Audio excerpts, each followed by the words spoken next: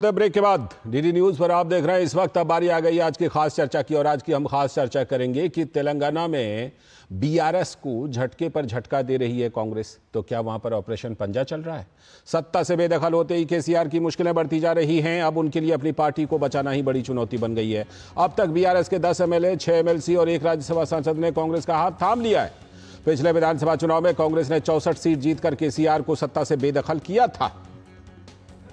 अभी केसीआर वहां विपक्ष में है। बीआरएस को महज 39 सीटें मिली थीं पिछले विधानसभा के चुनाव में। तो बीजेपी को सवाल उठाने का मौका मिला। बीजेपी ने सवाल उठाया भी है कि कांग्रेस सरकार एजेंसी का दुरुपयोग करके बीआरएस एमएलए पर दबाव डाल रही है और उनको ज्वाइन करा रही है अपने यहां। लेकिन जरा ये भी तो देखिए कि तेलंगाना में लोकतंत्र खतरे में, संविधान खतरे में, ये सब कुछ नहीं दिख रहा है ना। वो बाकी जगहों पर नैरेटिव चलता है। पूर्व सीएम केसीआर कह चुके हैं कि राहुल गांधी अब मौन है, कुछ नहीं बोल रहे हैं। कांग्रेस के जब 1-2 विधायकों के टूट फूट की खबरें आती थी तो वो लोकतंत्र पर खतरा बताते थे, लेकिन अब पूरी तरह खामोश हैं राहुल गांधी। रेवंत रेड्डी प्रदेश के मुख्यमंत्री तो हैं ही और कांग्रेस के प्रदेश अध्यक्ष भी हैं। खुलकर कह रहे हैं कि केसीआर को उसी तरह का झटका दे रहे हैं जैसा उन्होंने कभी दिया था। उनका दावा है कि कभी केसीआर ने भी तो यही रणनीति अपनाई थी, तो आज हम जवाब दे रहे हैं उसी भाषा में। बीआरएस के दिग्गज नेता और राज्यसभा सांसद केशव राव, कांग्रेस अध्यक्ष मल्लिकार्जुन खड़गे, राहुल गांधी और मुख्यमंत्री रेवंत रेड्डी की मौजूदगी में कांग्रेस में शामिल हो गए थे। ये तस्वीरें आप देख रहे हैं, वही तस्वीरें हैं ये। बड़ा सवाल यह है कि अगर बीजेपी का ऑपरेशन लोटस गलत था तो फिर ऑपरेशन पंजा कैसे सही है? ये सवाल तो बनता है। बीआरएस के कार्यकारी अध्यक्ष केटी रामाराव ने विधानसभा अध्यक्ष दल बदलू सभी 10 विधायकों की सदस्यता रद्द करने की मांग की है जो बीआरएस छोड़कर कांग्रेस गए हैं। बीआरएस अध्यक्ष का कहना या उनका दावा है कि कांग्रेस उनके उन एमएलए पर दबाव बना रही है जो तेलंगाना में शिक्षा संस्थान, व्यवसाय और रियल एस्टेट का कारोबार करते हैं। केटीआर ने कुछ एमएलए को एजेंसी से मिली धमकी का भी आरोप लगाया है। कांग्रेस इन आरोपों को खारिज कर रही है, लेकिन दल बदल कानून को नजरअंदाज करके एमएलए को पार्टी में शामिल करना उचित तो नहीं कहा जा सकता। तो क्या ऑपरेशन पंजा चल रहा है?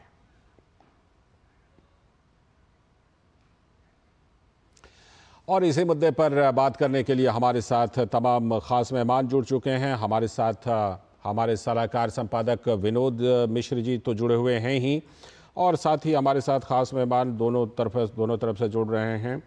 हमारे साथ सुभाष राव जी हैं, भारतीय जनता पार्टी के प्रवक्ता तेलंगाना के, और विजय कौशिक जी हैं, कांग्रेस के नेता। बहुत बहुत स्वागत आप दोनों का इस चर्चा में। मैं चर्चा को आगे बढ़ाता हूं विनोद जी के जरिए। विनोद जी, जिस तरह से कि तेलंगाना में ये चीज़ें हमें पिछले दिनों देखने को मिल रही हैं, और मुझे लगता है तेलंगाना के सीएम जो हैं खुलकर बयान दे रहे हैं, कह रहे हैं कि हाँ, कभी बीआरएस ने ऐसा किया था, केसीआर ने ऐसा किया था, तो हम भी कर रहे हैं, इसमें दिक्कत क्या है? लेकिन सवाल ये है कि सवाल तो ये बनता है कि अगर ऑपरेशन लोटस की बात हो रही थी तो क्या ये ऑपरेशन पंजा चल रहा है वहां पर? लाल जी, आपने बिल्कुल सही टर्म दिया है। ऑपरेशन लोटस के बाद ये ऑपरेशन पंजा इन दिनों मीडिया की सुर्खियों में है। ये अलग बात है कि नेशनल मीडिया में ये ऑपरेशन पंजा की खबर हम लोग कम देख रहे हैं। यही बात अगर बीजेपी स्टेट में हुई होती तो आप ये देखते कि ये बड़े हेडलाइन की खबर बनती थी जब कोई कांग्रेस के एमएलए कहीं टूट फूट करके पार्टी में कभी शामिल होती थी जी। तो उसके लिए क्या क्या मुहावरे और क्या क्या तर्क दिए जाते थे, संविधान खतरे में, लोकतंत्र खतरे में, वगैरह वगैरह बहुत सारी बातें होती थी। पैनल डिस्कशन भी होता था।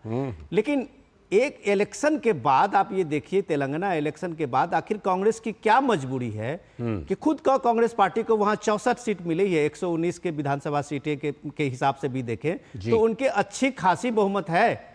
लेकिन इसके बावजूद अगर वो वहां पे एक तरह से आप ये बीआरएस मुक्त तेलंगाना बनाने के का एक जिद रेवंत रेड्डी का है, तो इसे कतई एक लोकतांत्रिक प्रक्रिया तो नहीं कहा जा सकता। आप ये कह रहे हैं कि कभी बीआरएस केसीआर ने भी कांग्रेस के कई एमएलए को तोड़ा था, तो ये उसका बदला है। तो अब यह सवाल ये है कि क्या ये टुकड़े टुकड़े में जो एमएलए को तोड़ा जा रहा है, कभी 4 एमएलए, कभी 6 एमएलए, कभी 2 एमएलसी, कभी 4 एमएलसी, और इस तरह से जो ये सारे टूट फूट दल बदलू हो रहे हैं, तो क्या ये दल बदलू कानून का सीधा सीधे उल्लंघन नहीं है? ये सीधा विधानसभा अध्यक्ष के सामने में एक सवाल है। केटी रामाराव जो अभी कार्यकारी अध्यक्ष हैं बीआरएस के, वो यही सवाल लेके उनके सामने में, अध्यक्ष के सामने में, कि आखिर ये कौन सा इनको कानून ऐसा दल बदलू कानून में ये बन गया है कि ये टुकड़े टुकड़े में जो दल बदलू सारे एमएलए कांग्रेस का हाथ थाम रहे हैं, तो क्या उनको एक तरह से संरक्षण नहीं मिल रहा है, पॉलिटिकल संरक्षण? ये एक सवाल तो अभी विधानसभा में के अध्यक्ष के सामने में है और तेलंगाना के जनता के सामने में भी। ठीक है, मैं सुभाष राव जी से जुड़ूंगा, लेकिन उससे पहले विजय कौशिक जी से सवाल। विजय कौशिक जी, क्या इसी तरह धीरे धीरे करके दो चार एमएलए करके क्या बीआरएस को साफ कर देने का इरादा है क्या ऑपरेशन पंजे के तहत? देखिए, आपने कई सवाल उठाए हैं, उन सभी का बारी बारी से मैं जवाब दे देता हूं। कोई ऑपरेशन पंजा नहीं है। अच्छा, इसे ऑपरेशन आईना आप कह सकते हैं कि जो केसीआर ने कुकर्म किए थे उनको आईना दिखाने का समय आया है। अच्छा। तो हम उन्हें आईना दिखा रहे हैं। ऑपरेशन लोटस और ऑपरेशन आईना में ये जमीन आसमान का सबसे बड़ा फर्क ये है कि ऑपरेशन लोटस सत्ताधारी दल की सरकार को गिराने के लिए भाजपा द्वारा धन बल, सीबीआई और ईडी का इस्तेमाल करके किया गया था। और जबकि यहाँ पर सरकार हमारी है, रेवंत रेड्डी मुख्यमंत्री हैं और उन्होंने जो कहा है ताल ठोक कर कहा है मेरे भाई ने कि भाई वो तो हमने हम बताया। आईना दिखाने का काम कर रहे हैं, जैसा उन्होंने कहा। क्योंकि वरना तो जो शास्त्रों में लिखा हुआ है कि जैसी करनी वैसी भरनी, वो बातें अगर पूरी नहीं होंगी तो देश का सिस्टम ही खत्म हो जाएगा। आप कह रहे हैं उनको उन्हीं की भाषा में दे रहे हैं जवाब। जी बिल्कुल, और भाजपा को भी देंगे, चिंता ना कीजिए। आने वाले समय में हम भाजपा को भी देंगे उसी तरह से। माननीय मोदी जी को, अमित शाह जी को और भाजपा के तमाम लोगों को, ठीक है, ऑपरेशन आईना दिखाने का काम करेंगे। ठीक है, समझ गया। बिल्कुल आप खुली बात कह रहे हैं, बिल्कुल आप भी एकदम रेवंत रेड्डी की तरह खुले खुले बोल रहे हैं विजय जी, अच्छी बात है। सुभाष राव जी, उनका सवाल है कि क्या दिक्कत है? उनको उन्हीं का आईना दिखा रहे हैं, उन्हीं के लैंग्वेज में उन्हीं की तरह उनको जवाब दे रहे हैं, तो दिक्कत क्या है? और साथ ही आगे उन्होंने ये भी कह दिया कि ऐसा ही आईना हम बीजेपी को भी दिखाएंगे।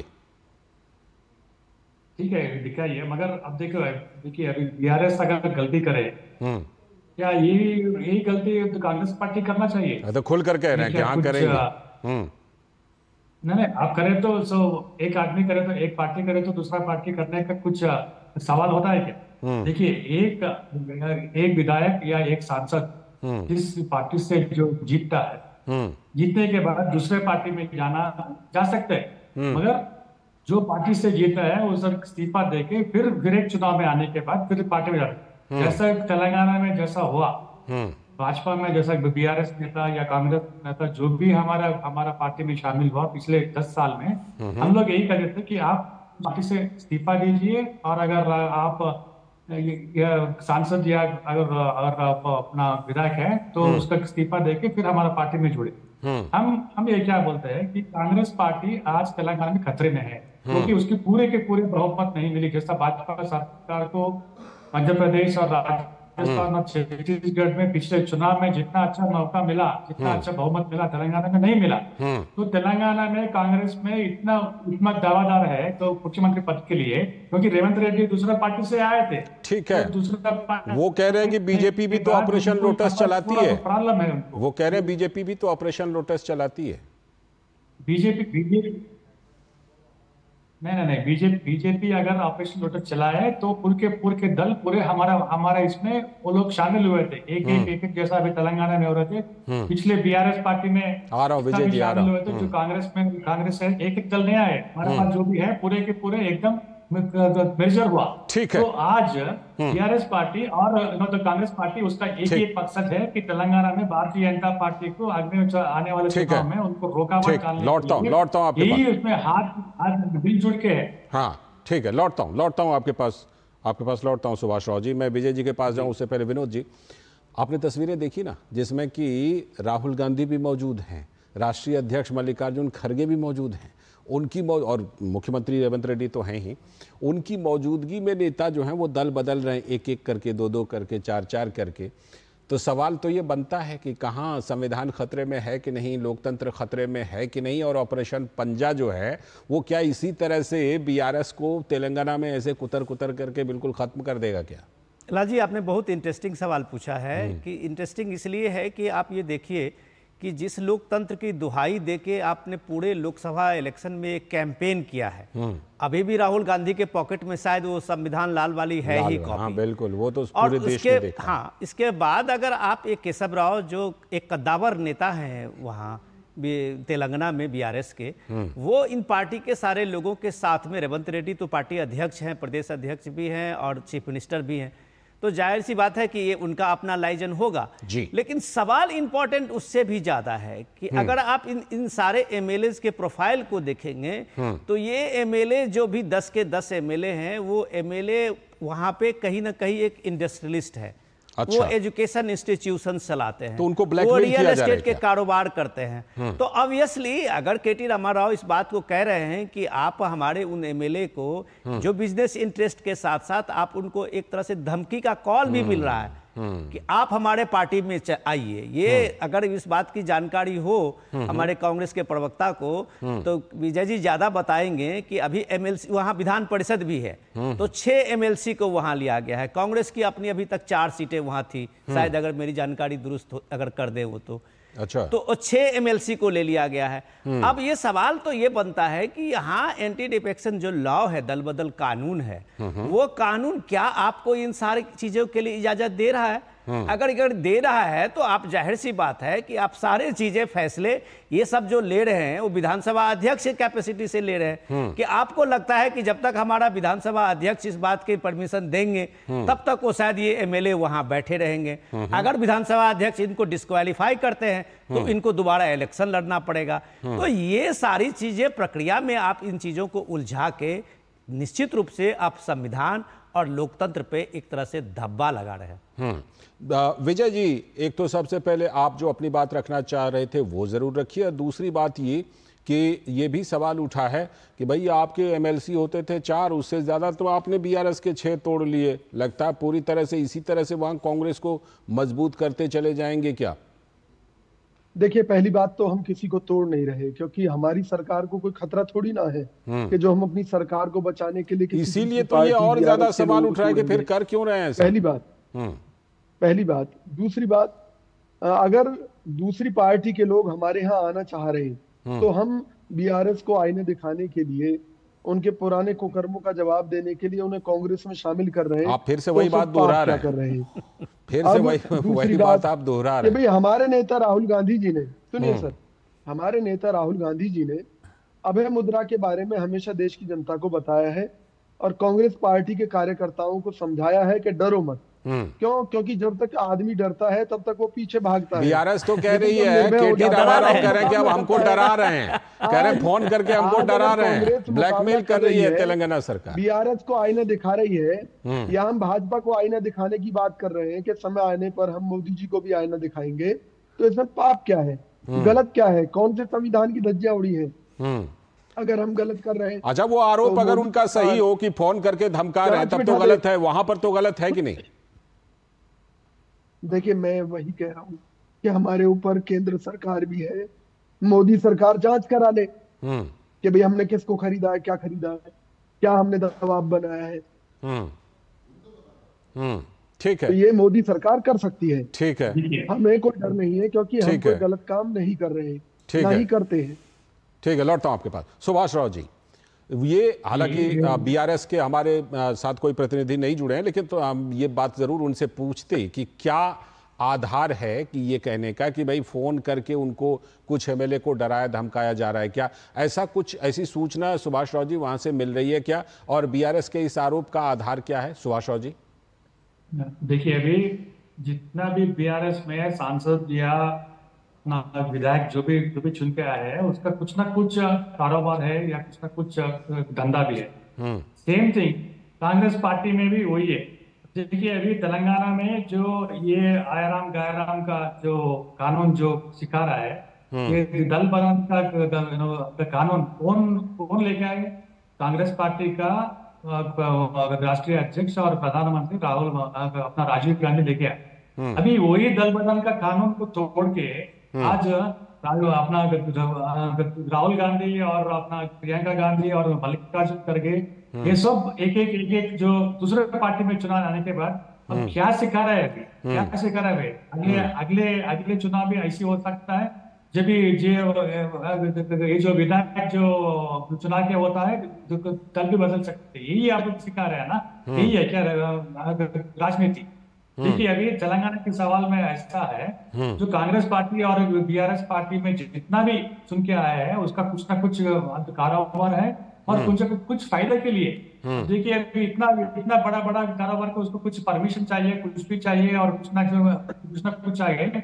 अगर सत्ता में जो भी सरकार है उनके साथ अगर जुड़ेंगे तो अपना काम आसानी से हो सकता है। इसके अलावा कांग्रेस पार्टी के पास आज आर टैक्स है, आर टैक्स। सुभाष राव जी, सुभाष राव जी, आप हमारे सुभाष राव जी, आप हमारे दर्शकों को सुभाष राव जी पैसे यहाँ पर सर्विसेज से लेके फिर जो कांग्रेस पार्टी का जो कारोबार चलना है ना वो सब यहाँ से ही जा रहा है। ठीक है सुभाष राव जी, मैं आपको रोक रहा हूं ये पूछने के लिए कि आप हमारे दर्शकों को ये बताइए कि जब आप लोग बीजेपी में किसी को शामिल करते हैं तो उसमें और जो कांग्रेस शामिल कर रही है इसमें दोनों में डिफरेंस कहां पर है, अंतर कहां पे, वो बताइए।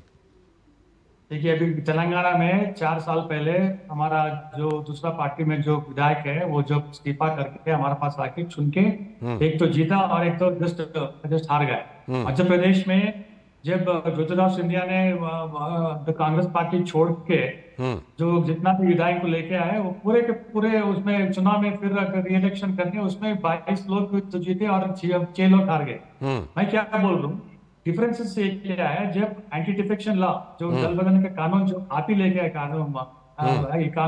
ये कानून आप सिर्फ आप सत्ते में होने के लिए, आप सत्ते में फिर उसके बाद 5 साल रहने के लिए आप ये जो कर रहे हैं ये ठीक है क्या, ये सवाल कुछ है। ठीक है राजीव गांधी का आत्मा अभी घोषित होंगे कि ऐसा तो कांग्रेस पार्टी कर रहे हैं। ठीक तो ये सवाल उनसे एक बार इंट्रोस्पेक्शन करना चाहिए। बिल्कुल। हालांकि देखिए वो तो बहुत साफ तौर पर कह रहे हैं कि भाई हम तो जवाब देंगे उसी भाषा में। विनोद जी, मैं जो सवाल मैंने सुभाष राव जी से पूछा वो सवाल बनता भी है कि बताइए ऑपरेशन लोटस की बात तो उठती ही रहती है कि भाई ऑपरेशन लोटस बीजेपी चला रही है। अभी वहाँ पर तेलंगाना में जो कुछ हो रहा है ये सवाल तो बनता है कि बीजेपी जब किसी को शामिल करती है और कांग्रेस जब ये काम तेलंगाना में कर रही है, इन दोनों में डिफरेंस क्या है, क्या अंतर है? लाल जी, लेकिन मुझे आज एक हैरानी ये इस बात की है कि आज आपके प्रवक्ता विजय जी जो है वो खुल के बोल नहीं रहे हैं। कुछ शायद असमंजस है उनको लग रहा है, मुझे भी लग रहा है आज थोड़े से जो बंधे से जो है ये बात मोरालिटी, थोड़ा गला भी खराब है। अच्छा लगता है कुछ सीजन का असर होगा। हाँ, मोरालिटी की बात ये कह रहे हैं कि अभी जो राव साहब बता रहे थे बीजेपी प्रवक्ता, वो बहुत इंपॉर्टेंट चीज बता रहे थे कि वो ये बात कह रहे थे कि आप जब ये तुलना करते हैं और इस बात को जब आप नैरेटिव बनाते हैं ऑपरेशन लोटस और आज ऑपरेशन पंजा में, आप देखिए कि आपको जमीन आसमान का अंतर दिखेगा। आप ऑपरेशन लोटस में देखिए कि चाहे वो आप कर्नाटक में देख लीजिए, चाहे मध्य प्रदेश में देख लीजिए, जब कांग्रेस के विधायक शामिल हुए थे तो उनको रिजाइन करके इलेक्शन लड़ना पड़ा और वो इलेक्शन लड़के फिर वो बीजेपी में शामिल हुए थे। कमल छाप पर फिर से वो सिंबल लेके और चुनाव जीते थे। ठीक है। बीजेपी को नंबर की जरूरत कर्नाटक में भी थी, बीजेपी के नंबर की जरूरत मध्य प्रदेश में थी जब शिवराज सिंह चौहान दोबारा चीफ मिनिस्टर बने थे। सवाल यहाँ इस बात से अलग है, आप जो कर रहे हैं वो ये कहा जा सकता है, हमारे यहाँ की कहावत में चोरी और सीना जोरी। तो आप चोरी भी कर रहे हैं और सीना जोरी भी कर रहे हैं। आप चोरी करके एक एक एमएलए को शिफ्ट करा रहे हैं कांग्रेस में और दूसरी तरफ आप कह रहे हैं कि ऐसा काम तो कभी केसीआर ने भी किया था तो हम बदला ले रहे हैं। ये नहीं चलेगा। इसलिए नहीं चलेगा कि मोरालिटी ग्राउंड में जब आप संविधान पॉकेट में रख के बात करते हैं कि हम संविधान की रक्षा के लिए, कांग्रेस पार्टी का ये त्याग है, तो इस संविधान की रक्षा की जरूरत अभी तेलंगाना में है। वो तेलंगाना में इसलिए है कि आज अगर केसीआर की पार्टी बीआरएस सरकार में नहीं है तो आप उसके एमएलए को जो केटीआर का जो एक क्लेम है जी। कि वो सारे बिजनेसमैन जो एमएलए हैं जिनकी अपनी अपनी बिजनेस है, ठीक है, उनको अगर कोई धमकाया जाता है, जिनका बिजनेस इंटरेस्ट है, तो जाहिर सी बात है कि इस शिकायत में और इस आरोप में दम है। आप दूसरे एमएलए को जो साधारण बैकग्राउंड से आए हैं उनको कांग्रेस क्यों आकर्षित नहीं कर पा रही है? ठीक है, तो इन सब सवालों का जवाब कांग्रेस को देना होगा और ये डबल स्टैंडर्ड तो छोड़ना पड़ेगा कम से कम, अपने लिए कुछ खास। और बीजेपी की बात जब आएगी तो आपका वो सीधे सीबीआई, ईडी, ऑपरेशन लोटस, ये सारे नैरेटिव अब नहीं चलेंगे। ठीक, सीधा सवाल विजय जी, क्या तेलंगाना सरकार, तेलंगाना में कांग्रेस बीआरएस के कुछ एमएलए को जिनके बिजनेस इंटरेस्ट हैं उनको धमका रही है? ये आरोप है। नहीं, हमारे ऊपर अगर आरोप है तो ये आरोप झूठे हैं, ना हमने किसी को धमकाया है। अगर कोई अपनी मर्जी से बीआरएस को छोड़कर आ रहा है तो हम उसका स्वागत कर रहे हैं, और उसका स्वागत करने के पीछे कारण केवल एक ही है कि हम केवल केसीआर को आईना दिखाना चाहते हैं कि भाई जो जैसा करता है उसको वैसा ही भोगना पड़ता है। ये सिद्धांत है, ठीक है, ये सृष्टि का सिद्धांत है। चलिए, आपका पॉइंट ये पहले भी आ गया था। ठीक है, वैसा ही भाजपा को भुगतना पड़ेगा, तो करेंगे हम। सुभाष राव जी वो कह रहे हैं कि हम केसीआर को तो उनकी भाषा में जवाब दे रही हैं, आपको भी सावधान रहने की जरूरत है सुभाष राव जी। नहीं, संविधान खतरे में नहीं है ना, और लोकतंत्र खतरे में नहीं है ना।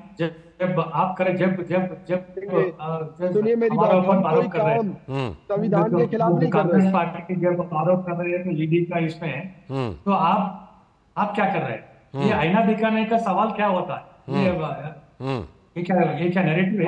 वो कह रहे हैं उन्हीं की भाषा में जवाब दे रहे हैं। सबक सिखाने का ये क्या है? सिनेमा है क्या? सिनेमा हीरो और विलन ऐसा करने का? अगर आपको सबक सिखाना है बीआरएस पार्टी को, आप अच्छा काम करिए उनसे। ठीक है, और आप अच्छा लेकिन सुभाष राव जी, कांग्रेस ने जो रवैया अपनाया है ना, कांग्रेस ने जो रवैया अपनाया, जो बात कह रहे हैं रेवंत रेड्डी से लेकर के यहाँ पर विजय जी जो बात कह रहे हैं, आपके पास भी 8 एमएलए हैं, बचा के रखिएगा, क्योंकि कांग्रेस तो खुल के कह रही है कि हम करेंगे, आईना दिखाएंगे। फिलहाल बहुत बहुत शुक्रिया जुड़ने के लिए सुभाष राव जी, विजय जी और विनोद जी, आपका भी जुड़ने के लिए बहुत बहुत शुक्रिया। लेकिन ये सवाल तो रहेगा कि लोकतंत्र खतरे में, संविधान खतरे में, इस तरह की बातें होती हैं, तो क्या तेलंगाना में लोकतंत्र खतरे में नहीं है? वहां संविधान खतरे में नहीं है? ऑपरेशन पंजाब वहां पर नहीं चल रहा है? लगता है कि चल रहा है, और कांग्रेस इसमें अपोलोजेटिक भी नहीं है, कोई रिग्रेट नहीं है कांग्रेस को इसमें।